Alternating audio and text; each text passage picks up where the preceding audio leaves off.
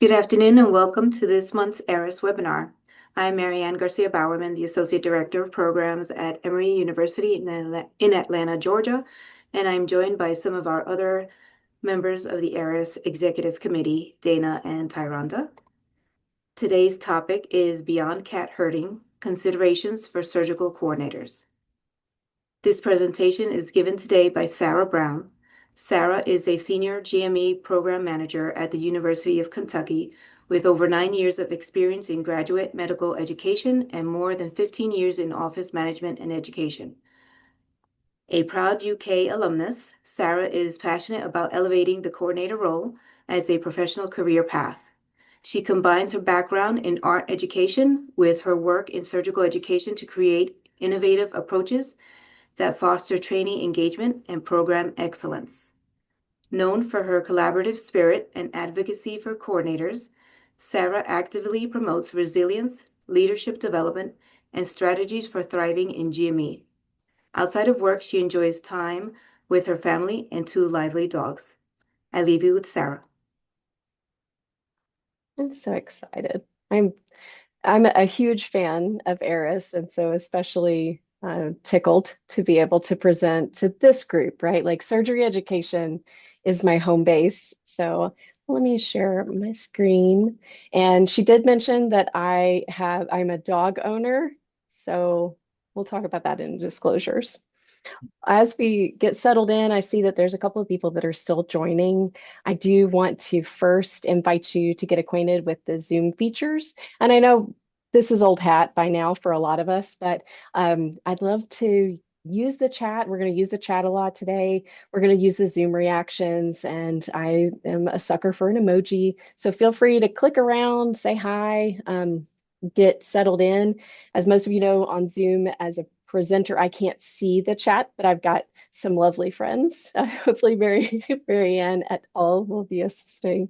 Um, for myself, I've been in surgery education, as with the intro, about 9 years, and all of it has been spent supporting surgical fellowships. But also during that time, I've provided some additional support to general surgery residency, which is a fairly large program. They graduate 8 per year, as well as having, at that time, 17 prelims. So it's a pretty big base. I also assist with surgery clerkship and currently have a mentee that's a high school student. So I have had a lot of interactions, and my background's in art education, so trained on K through 12. I love, love, love, love this field. And so in the chat, I'd love for you to say hi, your length in position, maybe your institution. And if you would like to share a warm fuzzy, we like to see it.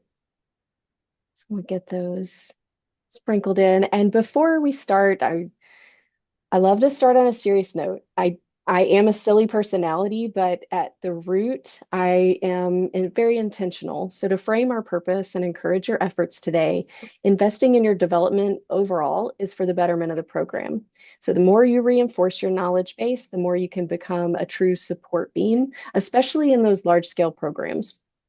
And if you're not yet familiar, ACGME Program Coordinator Handbook was published a couple of years ago, and it's been recently updated, available on their site. Fabulous. It offers a North Star. So not only when you're beginning, but also for us coordinators that have been in our position for a little while, sometimes it's a great way to reframe, where you're headed if you feel like you're spinning your wheels.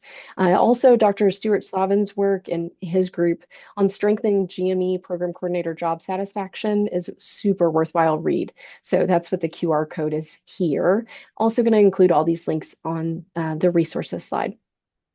And I'm going to take a moment to slowly read this as we are continuing our intros in the chat. But within graduate medical education programs, coordinators are the primary point of contact for both internal and external stakeholders, true, and have a wide range of responsibilities, so true. This focus on and prioritization of taking care of others can inadvertently lead to neglecting self-care, also true. And the imbalance can then lead to burnout, decreased job satisfaction, and adverse effects on overall job performance, right? If you don't feed yourself, you can't continue in the role. So by investing in and advocating for others, this is all good things for your personal development and for your development as a coordinator. And I use the word coordinator interchangeably. I understand that there's a lot of titles across the board, so administrators, managers, etc. So I lovingly am speaking for us all. Disclosures and disclaimers, no relevant financial conflicts. MedEd does not occur in a vacuum, so be sure like this is your coordinator community. Use them. You need them. We need each other. We know what our job is. And this presentation was developed both with human and artificial intelligence. And all of the cats are not internet cats. These are all actual cats with real names, and their loving and devoted staff have agreed for their photos to be used.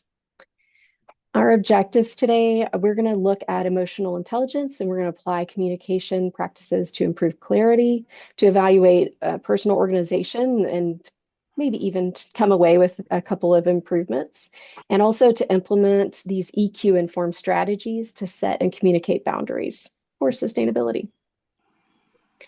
Let's see. So I have a little bit of background noise, but we'll chug ahead. I'm a grade A yapper. Um, and she did mention I have dogs, so why cats? A few years ago, Forbes suggested adding the ability to herd cats as an actual skill set that organizations should seek out. And we as coordinators are definitely herding cats most days.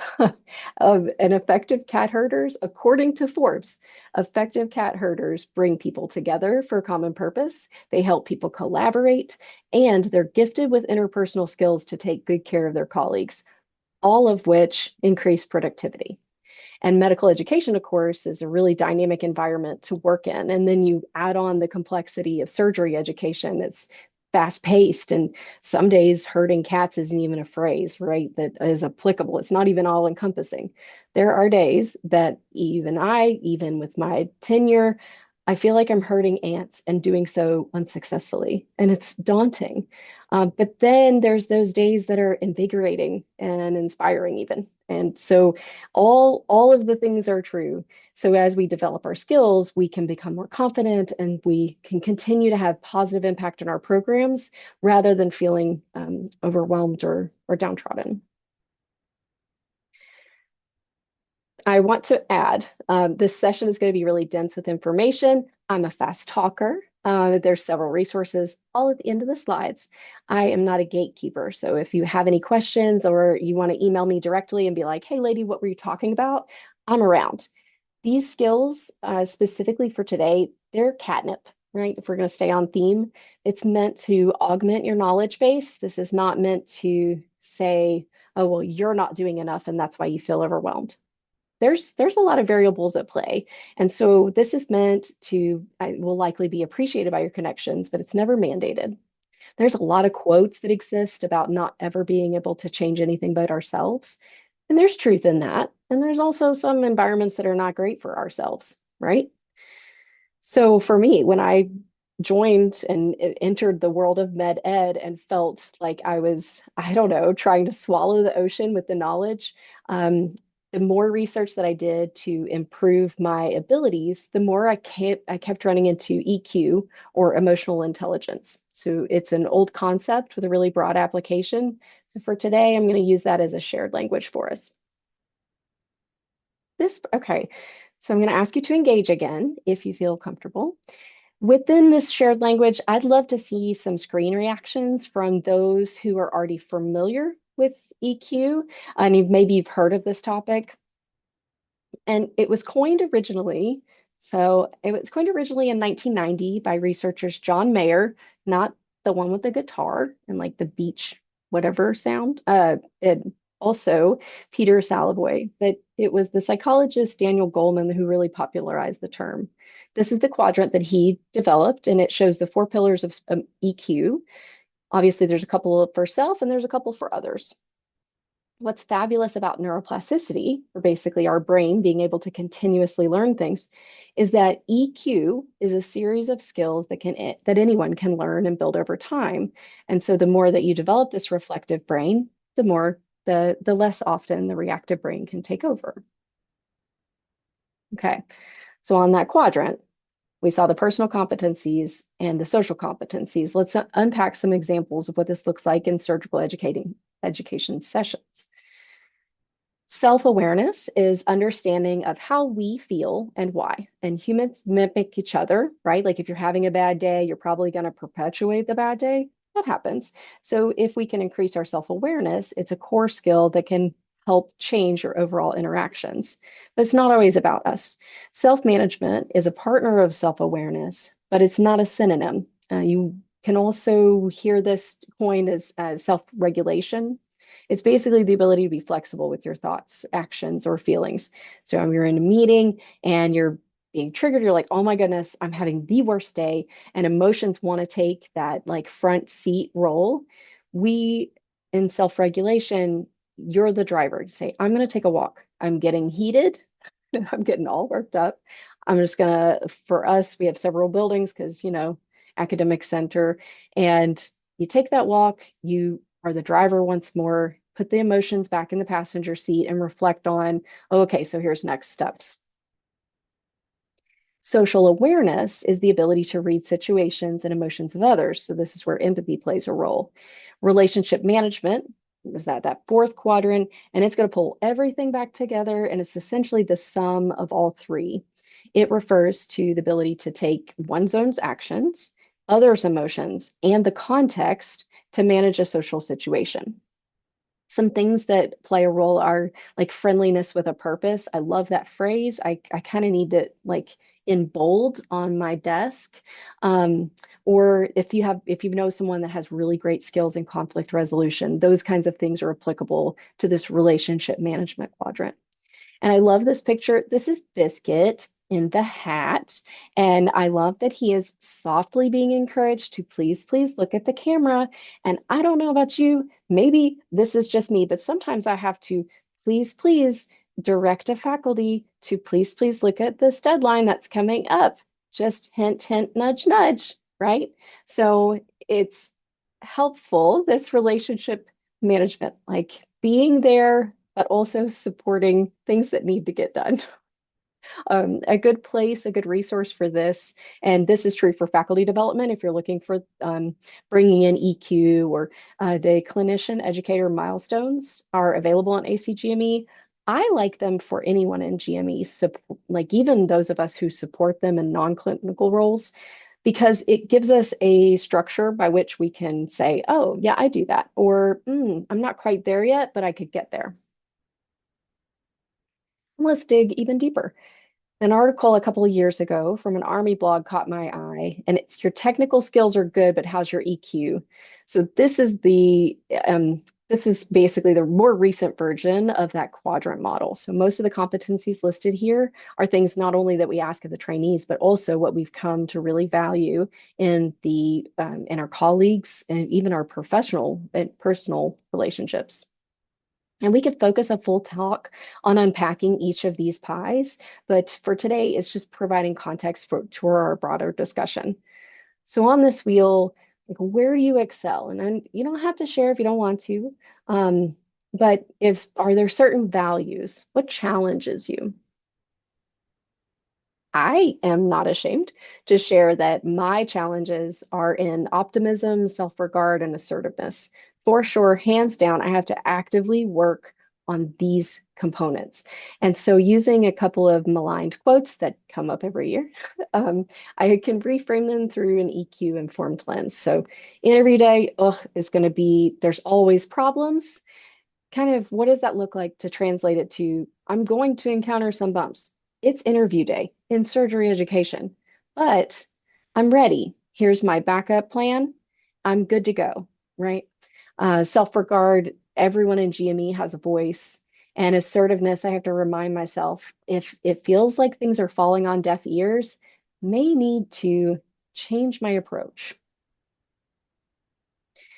So I love this is mud. Um, and Simon Sinek has said communication is not about saying what we think, it is about ensuring others hear what we mean. I feel like Maud has her tongue out. There's some things going on in the background that she has thoughts about. So, looking at communication and things that you can take into your program today, tomorrow, etc., that have gained traction in other programs can include the ones that are listed here. I'll give you a moment to review and I'll talk through them, but I'm sure that a couple are familiar. It's not necessarily, we're not inventing the wheel, right? And that's why we build our PC communities by helping one another and saying, hey, this worked for me. Maybe you could adapt it for your program. So in the chat, I'd love to hear or I'd love to see ways that you tailor your communication. Um, Maybe use so process mapping, using a process map and process improvement, PI, QI, is something that can be applied. I like it for a low level task. So if you have something that is a very straightforward, maybe interview day, for example, identify the pain points, like physically create a workflow diagram of how you develop your schedule for an interview day. And in seeing it written out, right? Like if you drew a diagram on how to build a peanut butter and jelly, you're going to see those pressure points and say, oh, well, I can fix here or here. So if you start small, you can get acquainted with the actual, that activity and then apply it to larger projects. Like let's look at a process map for recruitment season. It's super common in project management with good reason. I love this. So actually, the coordinator who does this, she's on the call. So I am a shameless plug for her. Just ask them, right? Like I show of hands, does anybody else query their incoming trainees, their incoming faculty on their preferred method of communication, dietary considerations, their family, their pets, their learning styles? If I love to see that, that's awesome. Good job. And by doing so, you inadvertently, maybe, you're using that EQ lens by showing them that you're interested in them as humans outside of the hospital. That is promoting that social capital and that social awareness, that relationship management piece, right? So the last one is engaging. I was an athlete, and during practice, they used to get, they really hammered into us. You practice how you play, or like garbage in, garbage out. So we prepare really painstakingly for matings. Okay. But don't lose that progress by overlooking the follow-up. Presentation is only 20% of it. So by preparing well ahead of time and then setting expectations for the next one, maybe setting those action items, coordinators, that's our role for the follow-up. I mean, my faculty call me bulldogged, but I get stuff done. So don't lose that momentum with meetings. So, Sir Duke and Jameson are joining us. I know you know what I mean here. 10% of conflict is due to difference of opinion, 90% is due to delivery and tone. Some of the most intelligent people do not people well. There are so many days that I do not people well. And shout out to Kentucky friends that know this is true. You're welcome to use some emojis or screen effects. Have you ever encountered a human that does not people well? Ever? Ever? Yeah, it happens often, especially where we're at. So in our role, knowing a way to be concise without being curt, it can help us cut through the fluff. And so using direct and clear communication, especially with surgeons, they appreciate that. They don't need a paragraph that says, "Hey, how you doing? How's your weekend? What you up to?" They don't want that. They want the meat and potatoes. And maybe if there's a friendly in the hallway, like, hey, how's it going? How's softball? They appreciate it. But I want to urge you, brevity does not eliminate warmth. You can be kind and friendly and still be direct. That's ironic coming from this talk today because I'm a yapper and excitable. So do what I, you know, uh, do what I say, not what I do. And when prepping your communication, I love these just three simple things from Grammarly, and that just considerations, right?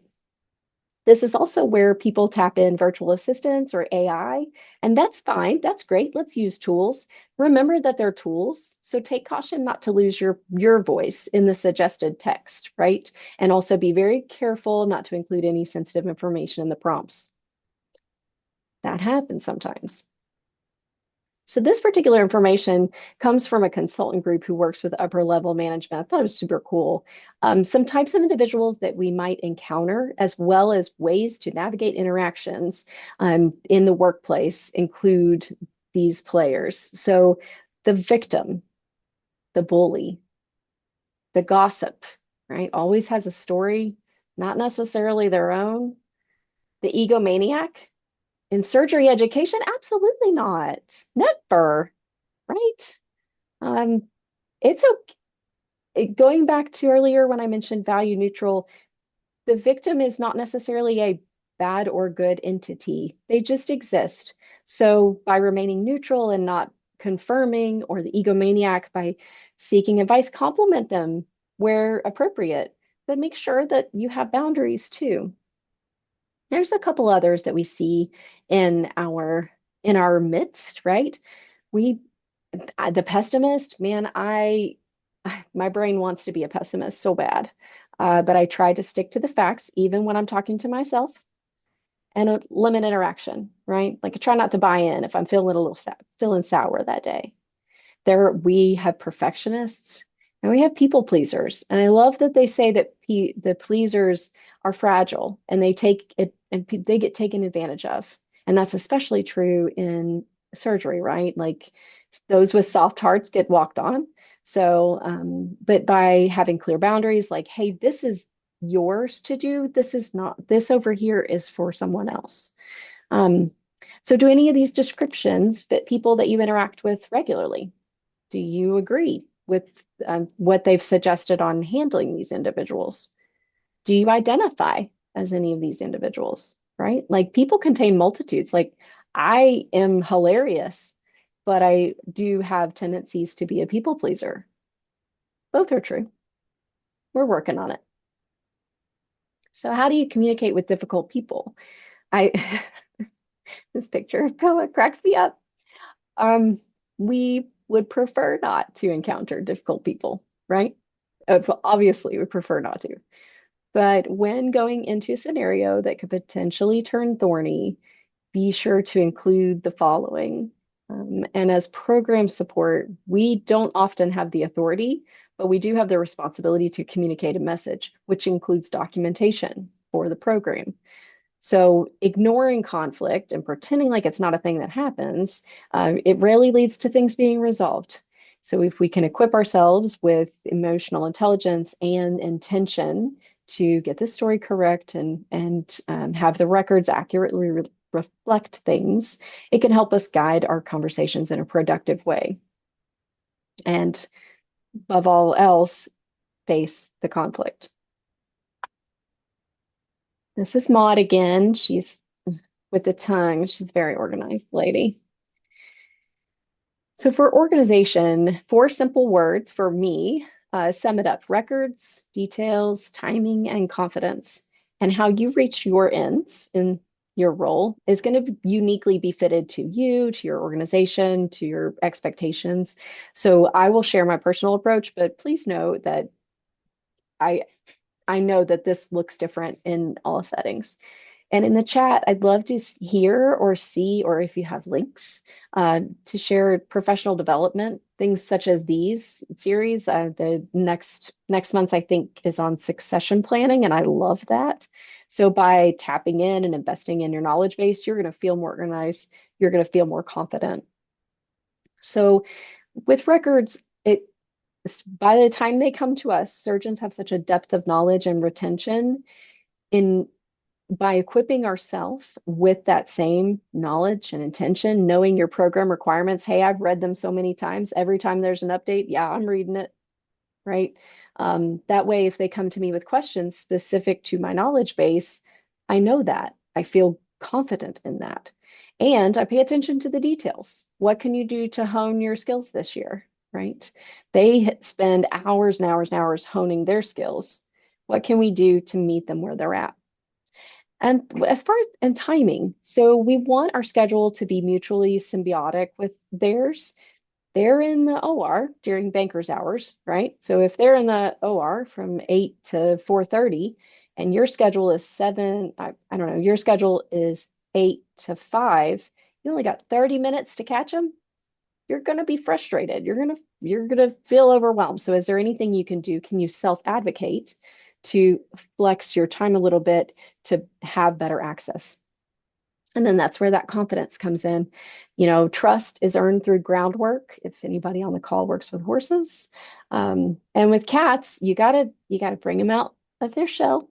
They'll trust you, but sometimes they don't necessarily jump through hoops, right? But you can coexist happily. So organization is also helpful when communicating output. So this actually comes from a residency advisor. I pulled a couple of things regarding time management strategies. It was specific to trainees, but as we review, the Eisenhower matrix is commonly mentioned, the idea of non-critical admin tasks. What we're asking of our cohort often fall under urgent, not important.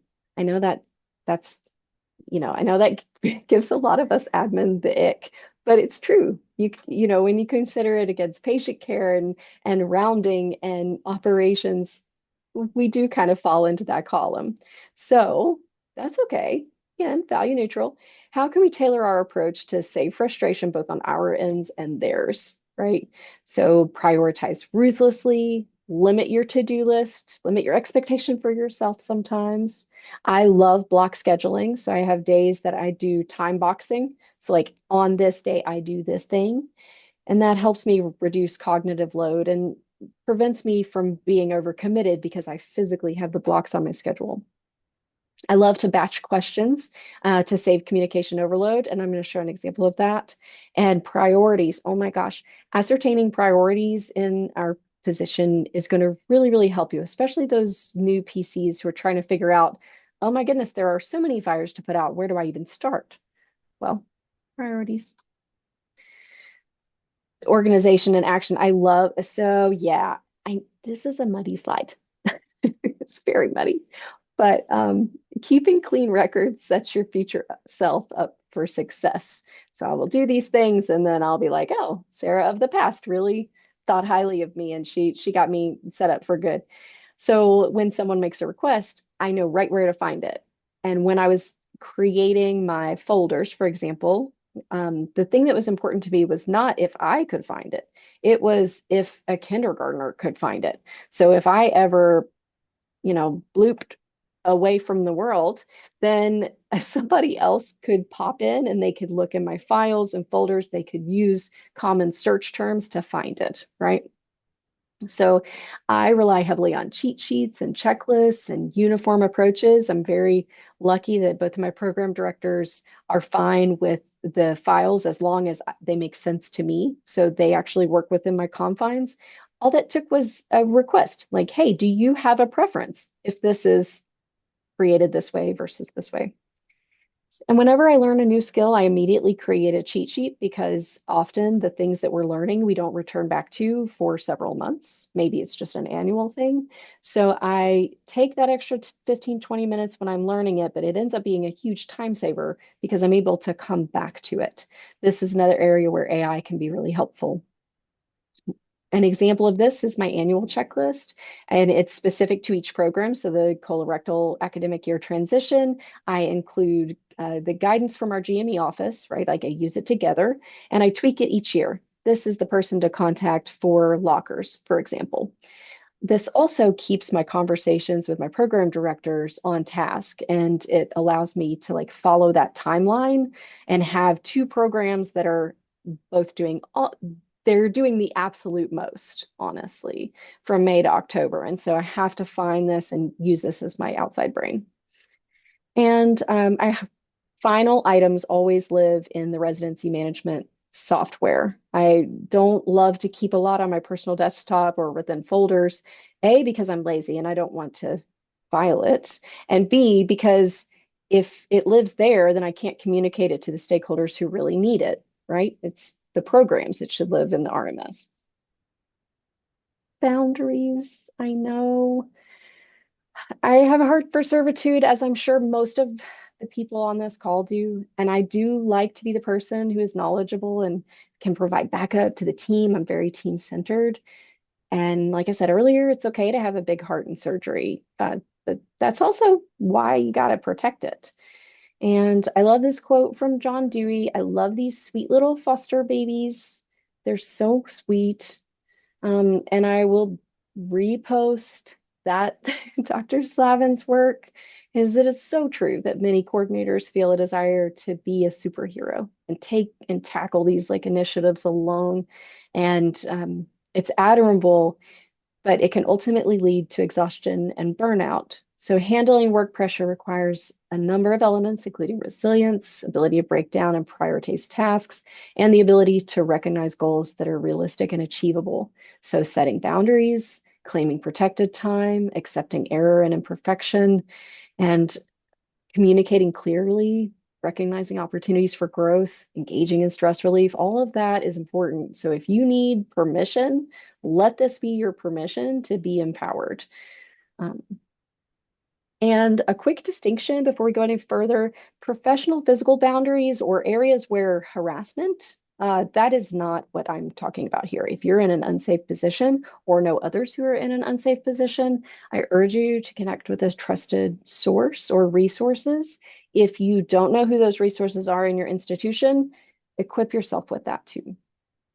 So as the blurring of parameters between work and home happens and the tech advances to have 24/7 access to the office, it is true that you will burn out. And it's become kind of a like cliche kind of phrase, but it is important to define your lines where work ends and personal time begins, and to go a step further and to communicate that with others.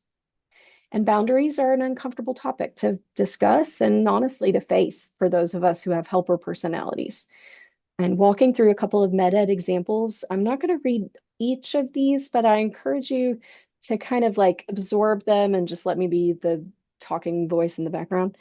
Um, Time, those little hallway interruptions, or, hey, you got a quick second?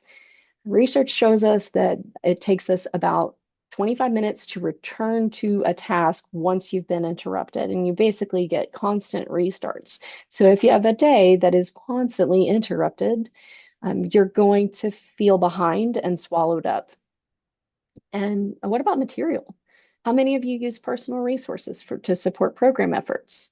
I get it. I get it. I'm not ashamed to admit that my fellows are spoiled. I do. But I'm really, I do have really firm boundaries on what I can spend or the effort that I can put in. And most programs, I would venture to say 98% of programs have zero expectation for you to use your personal resources to do so. It's that catnip thing, right? It's appreciated, but not expected. And then conversational boundaries. This is one that, you do maybe without even knowing it, but say someone starts to gossip, it's okay to bow out and be like, oh, you have things to say about the trainee? That's fabulous. Can I send you a link to submit an evaluation anonymously? I don't want to hear that information. It should live in the RMS, right? What's at risk? Like, who cares? Boundaries. So boundary, the body keeps the score, right? Boundaries will play out behaviorally and then others emotionally. So if you are comfortable, I'd love to hear your thoughts on if maybe have you ever been burnt out? Do you have any thoughts about boundary setting? Are there some playful boundaries that you found are accepted pretty easily or pretty well? One of my favorites is the email, like sometimes the out of office be like, I've run away to the circus. I will respond to this if I decide to come back. Like it's okay to be playful with boundaries, but at the end of the day, this is actually a quote from a colleague of mine. She's amazing, and she is probably one of the most selfless people I've ever encountered, ever. And she said, if you always make miracles happen, they will always expect miracles.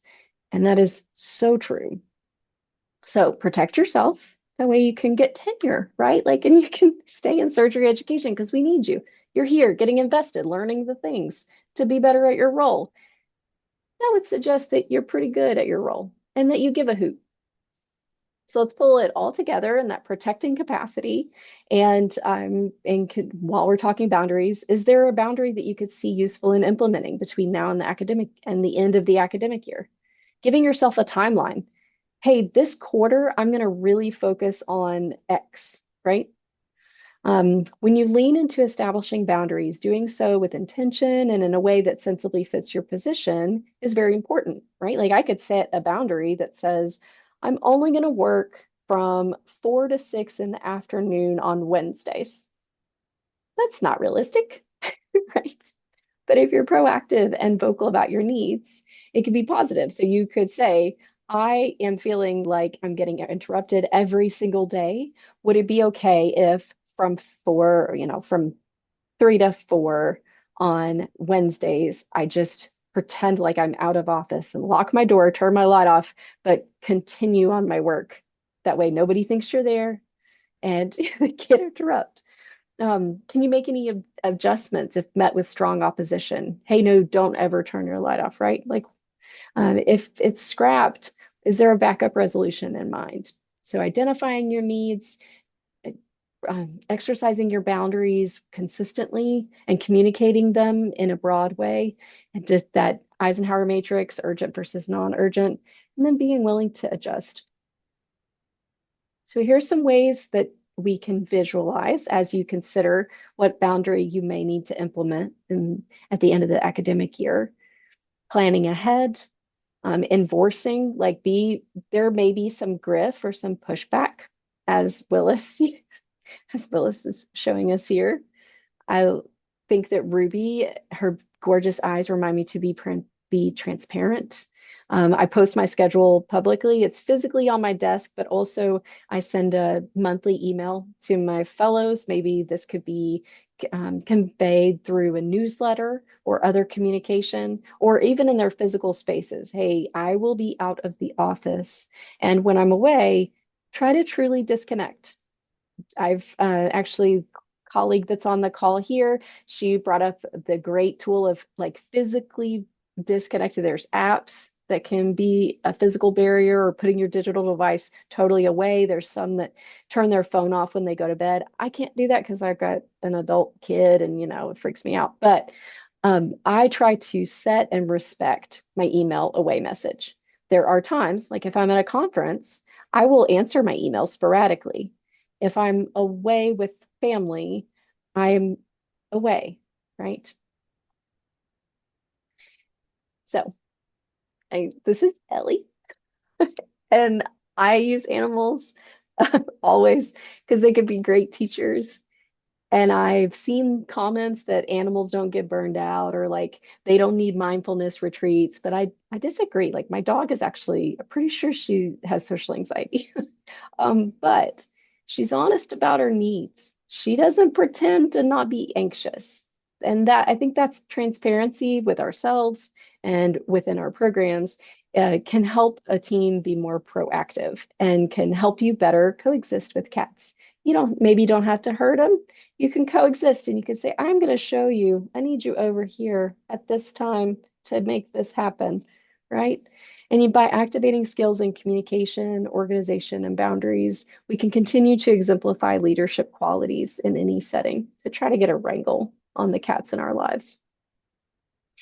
And so I hope that you found that EQ provided a good background for our discussion.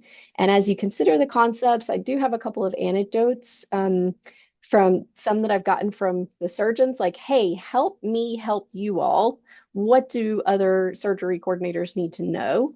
And I'm really sweet on analog approaches. I always have a lot of sticky notes. But are there any here, like the sticky notes offer a little boost of serotonin? Um, so are there any little phrases that you keep coming back to or that you can hang your hat on, so to speak?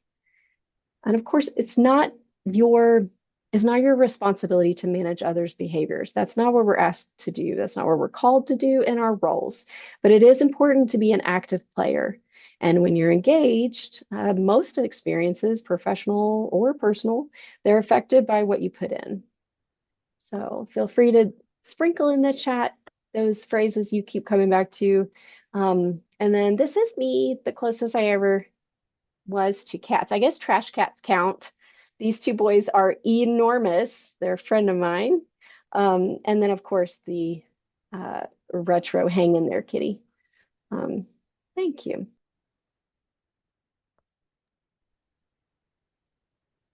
Thank you so much, Sarah. That was amazing. And I'm going to put my Well, email in the chat. That way, like I said, there are several people on this call that can confirm that I'm a grade A yapper. So I'm like, come say hi, send me a message and be like, you're weird, but I kind of like.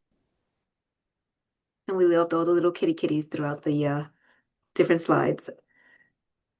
And Dana and Tyranda will check in the chat to see if there's any questions for Sarah.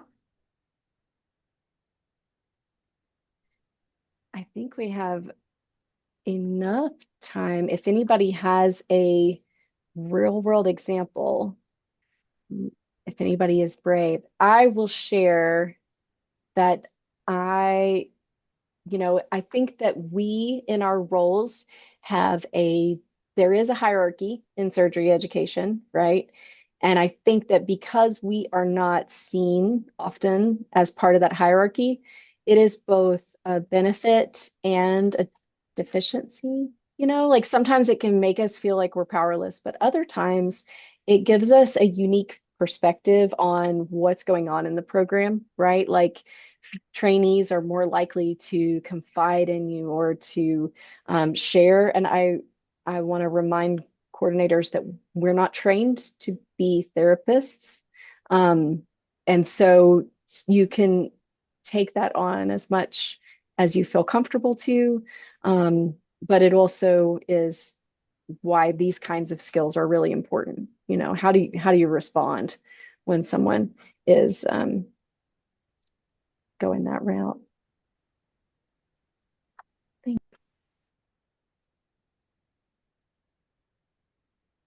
Do you have any other comments, any questions, anything to add?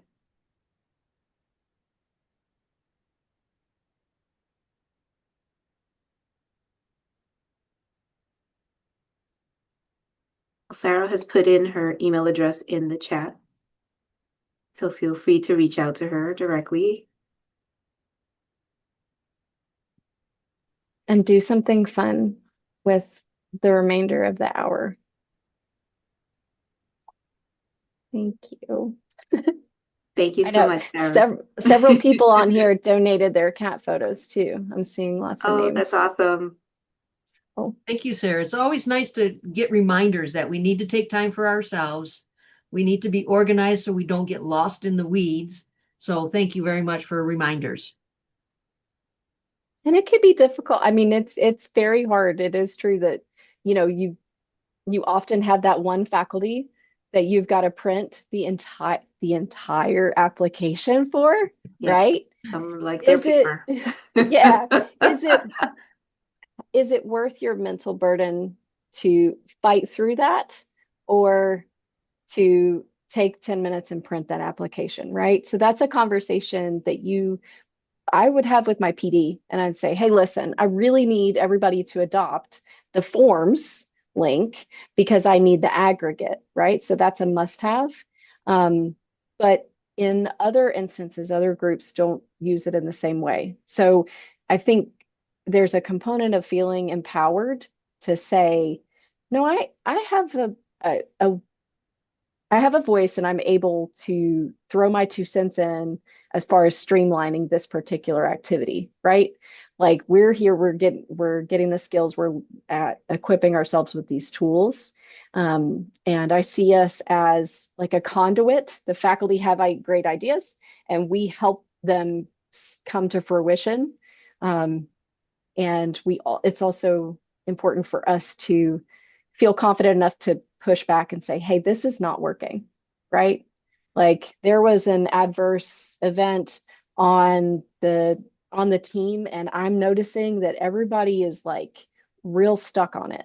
What can we do? Would it be okay to swap out didactics next week and plug in a resource that they need, right? And I think as coordinators, a lot of times we may be sheepish to speak up.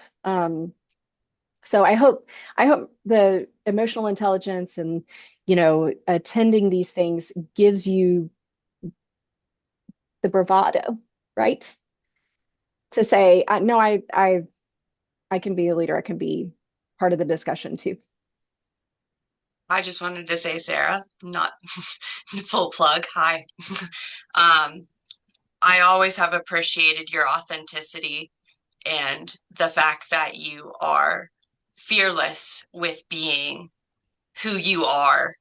And it is very empowering and inspiring, no matter if it is a difficult situation. And I mean, I speak from personally, I am one of her mentees, full plug, full disclosure. But She I is a always, paid sponsor. yes.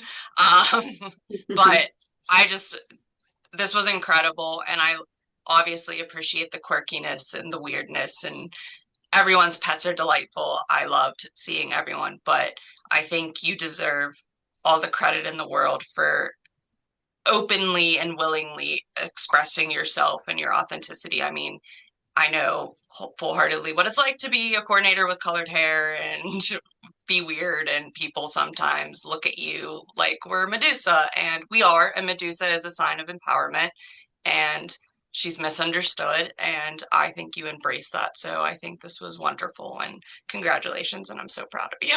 Oh, thank you. Yeah, if you don't have so if you've been in the role for a long time, if you have the capacity to be involved and kind of it allows you to see it through someone's eyes and refresh your interest. You're like, oh my gosh, I didn't even know about that. Like Chris introduced my program to Padlet, and I'm so excited to get to add that to our recruitment season next. And she and I are working on a research project. So I always start out, use your coordinator communities, whether that's the Facebook group, whether that's getting involved in ARAS and volunteerism or other national committees. Like, yeah, shameless plug. ARAS is great. And if anybody's going to be in Hotlanta, I am psyched I will be there. And I don't know what color my hair will be. So thank you, thank you. Well, it's going to be great. And we would love to see all of you there. Thank you again, Sarah. It was an amazing presentation. We appreciate it. And we will also look towards trying to see if we can share your slides if you are willing to do that as well.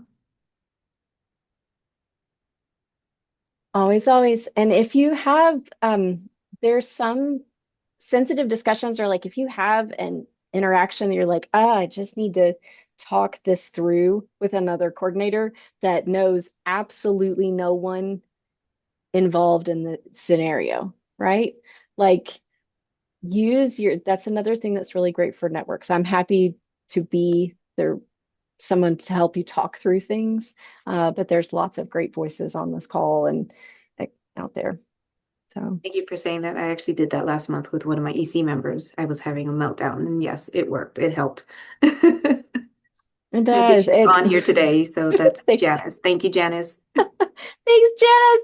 Yeah, I mean, the only way that we are in such a niche little pocket of jobs. Like I've gotten to where people say, "Oh, what do you do for a job?" I'm like, it's a big long word. It's just a big long word like mayonnaise. It's not really that deep, but I it's such a hidden pocket. And so when you're frustrated and you're in the throes of, oh my goodness, I made all my agendas and I've got 25 people coming next week, and two of them canceled and three of them are stuck in the nor'easter, so they're not going to be traveling. And oh yeah, the faculty are like, I might be operating that day, but I told you I was going to interview. I'm sorry. That's you might need to vent to someone. Oh yeah. It doesn't mean you love them any less, right? Like it doesn't mean you love your job any less. It doesn't mean that you overlooked something. You just it just is. So if that's the only thing you take away is like the idea of things being value neutral, it just is. Mhm. It happens. It does happen. Yeah. Right. Thank you All so right, we still much. have a few more minutes if anyone wants to say anything else or pick Sarah's brain. I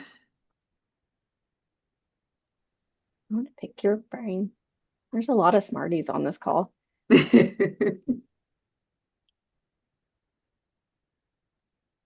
All right, well, if there's nothing else, thank you all for joining. You are all amazing in all that you do. Thank you again, Sarah, for presenting.